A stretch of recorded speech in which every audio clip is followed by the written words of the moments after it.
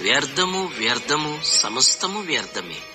సూర్యుని క్రింద నరులు పడుచుండు పాటు అంతటి వలన వారికి కలుగుచున్న లాభమేమి? మునుపు ఉండినదే ఇక ఉండబోవునది, మునుపు జరిగినదే ఇక జరగబోవునది. సూర్యుని క్రింద నూతనమైనదేదియూ లేదు.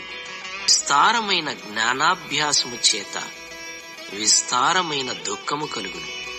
అధిక విద్య సంపాదించిన వానికి అధిక శోకము కలుగును.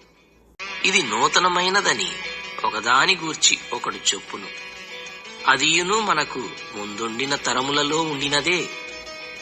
యెరూషలేమునందు నాకు ముందున్న వారందరి కంటెను నేను చాలా ఎక్కువగా జ్ఞానము సంపాదించితిననియు, జ్ఞానమును విద్యను నేను పూర్ణముగా అభ్యసించితిననియు నా మనస్సులో నేననుకుంటుని.